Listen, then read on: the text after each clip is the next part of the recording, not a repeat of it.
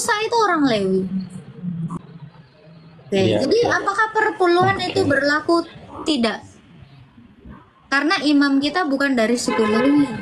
Cepat. Perpuluhan itu menurut saya adalah bukan sesuatu yang dipakai untuk menakut-nakuti jemaat. Kalau saya pribadi merasa bahwa justru seharusnya persembahan itu lebih dari perpuluhan. Kalau saya ya, maksud saya bukan mau paksa saudara, enggak. Tapi persembahan itu harusnya kan kerelaan hati. Saya melihat perpuluhan itu bagian dari persembahan. Jadi persembahan itu harus kerelaan hati. Yang kedua harus kemudian diberikan dengan sebuah pikiran bahwa ini milik Tuhan dan ini dipakai untuk pelayanan. Dan perpuluhan itu harus diberikan kepada tempat yang tepat, di mana tempat tersebut bisa mempertanggungjawabkannya dengan baik. Itu yang saya pikirkan. Perpuluhan itu tidak wajib. Ngomong wajib tidak wajib, sekali lagi kita tidak hidup dalam zaman hukum Taurat, di mana zaman kita mesti wajib, tidak wajib, wajib, tidak wajib.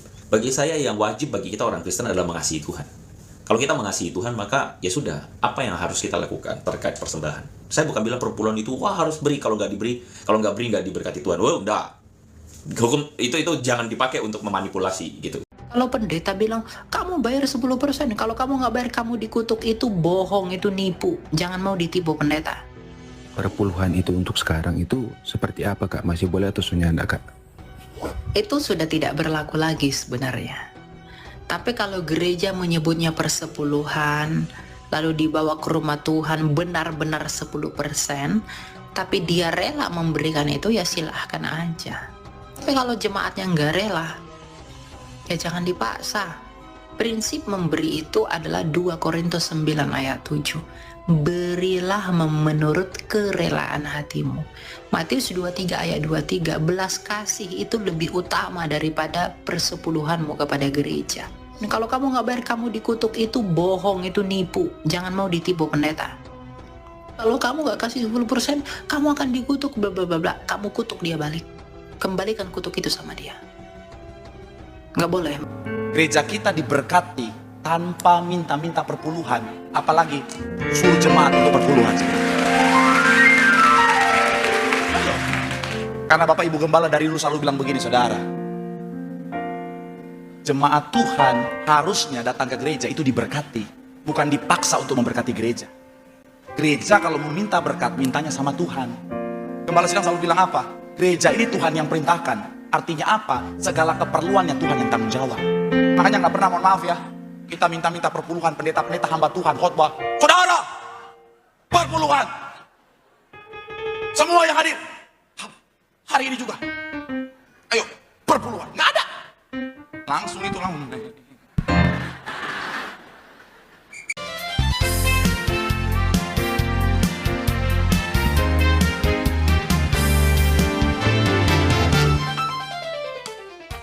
Shalom. Mau nanya saya soal perpuluhan. Akhir-akhir ini kan dengar soal perpuluhan yang sekarang katanya udah nggak ada perpuluhan. Zamannya Yesus, ketika Yesus datang udah dihapuskan. Itu hanya cuma zaman perjanjian lama dan sebagainya gitu. Jadi saya ini kan bukan berarti saya sok-sokan saya gimana ya, cuman saya memang dari dulu semenjak kami diajarkan untuk memberikan perpuluhan, jadi saya selalu memberikan dari zaman orang tua saya. Sekarang gini, apakah bait Allah masih ada? Udah nggak ada. Oke. Keimamatan Lewi ada? Keimamatan Lewi udah nggak ada. Siapa imam besar kita?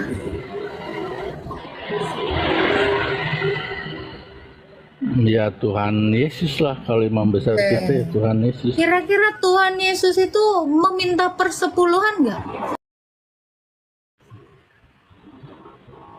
Oke, kita lihat Ibrani 7 ayat 12. Sebab jikalau imamat berubah dengan sendirinya, berubah pula hukum Taurat itu. Sebab yang dimaksudkan di sini termasuk suku lain. Dari suku ini tidak ada seorang pun yang pernah melayani di mezbah. Sebab sudah jelas bahwa Tuhan kita berasal dari suku Yehuda, dan mengenai suku itu Musa tidak pernah mengatakan apapun tentang imam-imam.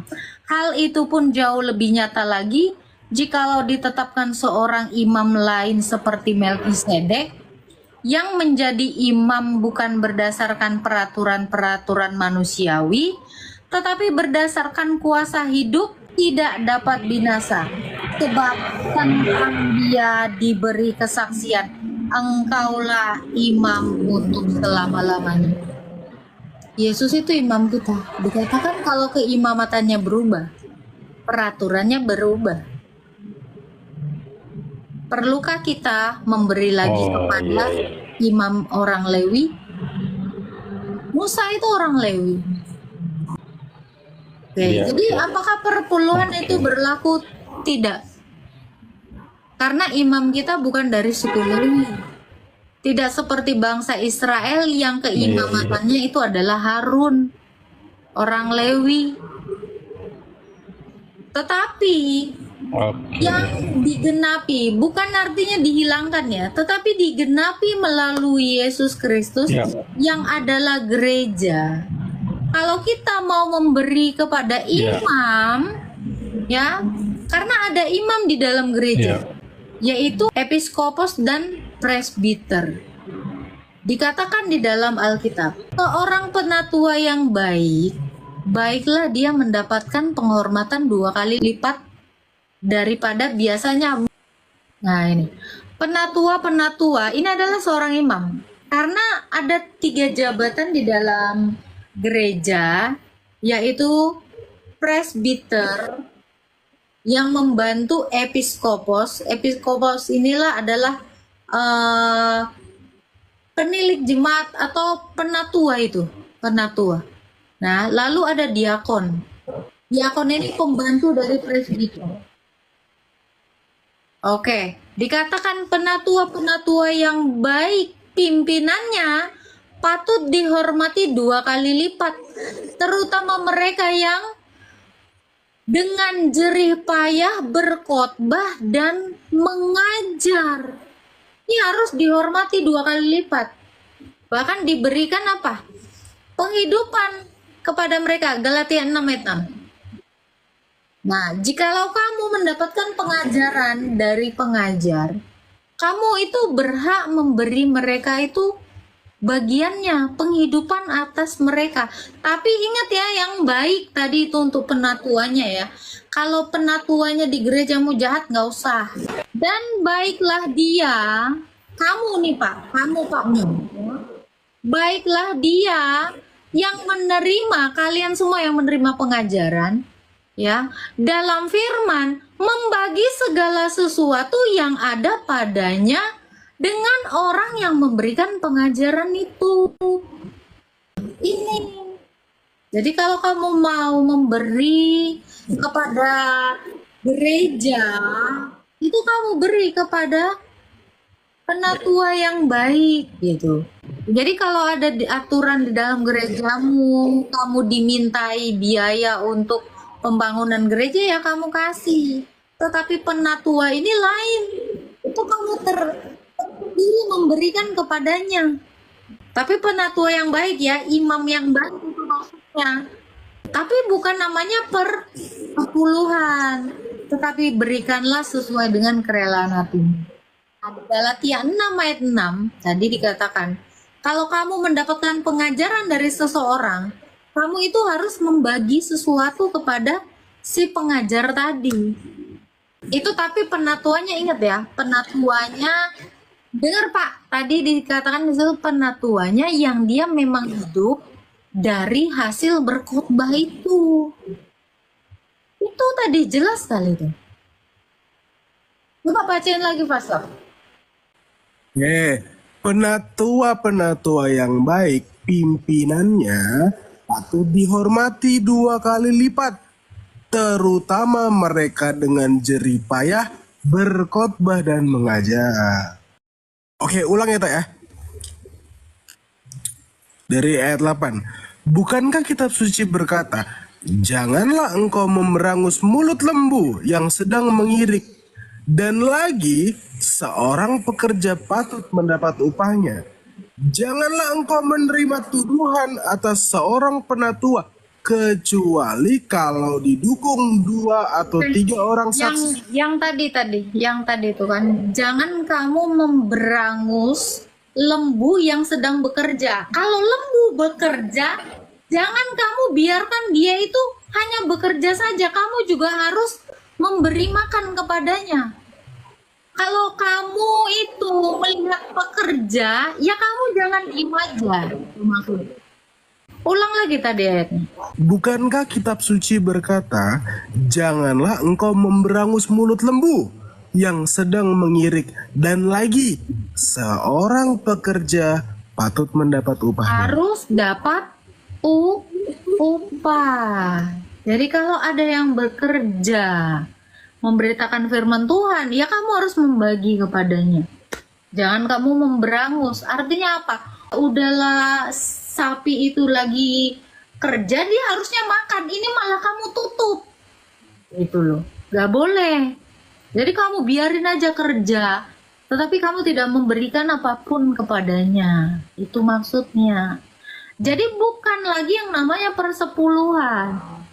Ini ya makanya saya bilang orang kalau ke gereja ya, orang-orang yang di gereja itu mungkin kamu bilang ya, khotbahnya nggak hidup, nggak ini.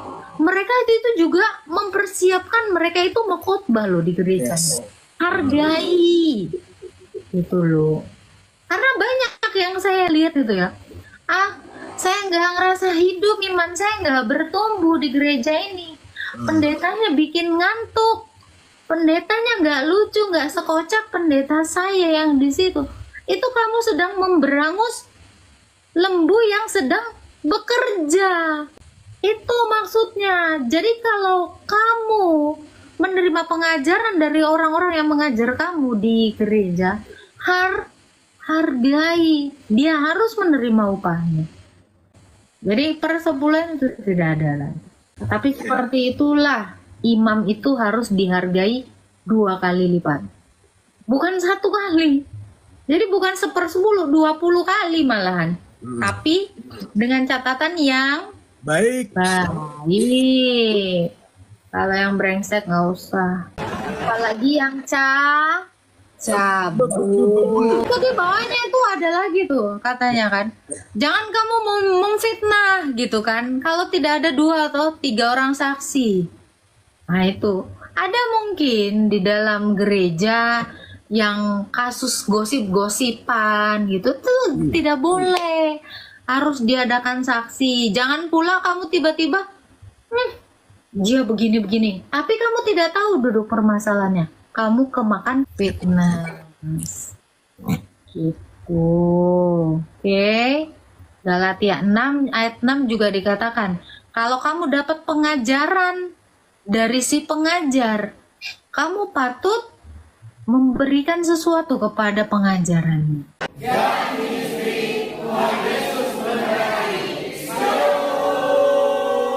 Panjang dan sejauh apa yang sudah kita dengar, ambil saja yang terbaik, ambil saja yang benar, ambil saja yang membangun. Segala sesuatu yang tidak membangun, buang saja ke sampah, karena itu tidak berguna. Lebih baik kita mendengarkan sesuatu yang baik, sesuatu yang membangun, sesuatu yang berguna untuk membangun iman kita sebagai orang-orang yang percaya. Adanya kita mendengar orang-orang yang tidak seiman, itu hanya sebagai acuan bagi kita saja. Bagaimana keimanan kita, apakah kita sudah sungguh-sungguh menjadi orang-orang yang percaya kepada Yesus atau sama sekali tidak. Dan kalau memang benar-benar kita belum mengerjakan apa yang seharusnya umat Kristen lakukan kepada Tuhannya, maka lewat diskusi ini mari sama-sama kita lebih lagi untuk sungguh-sungguh menjadi orang-orang yang percaya kepada Tuhan Yesus. Baik, terima kasih banyak buat waktunya yang saudara telah berikan kalau menyaksikan video ini sampai akhir, dan kiranya semuanya boleh menjadi berkat bagi kita. Sampai jumpa di video berikutnya. Tuhan Yesus memberkati. Shalom. Segala sesuatu yang masuk lewat mulut, keluar lewat mulut. Tidak mungkin ada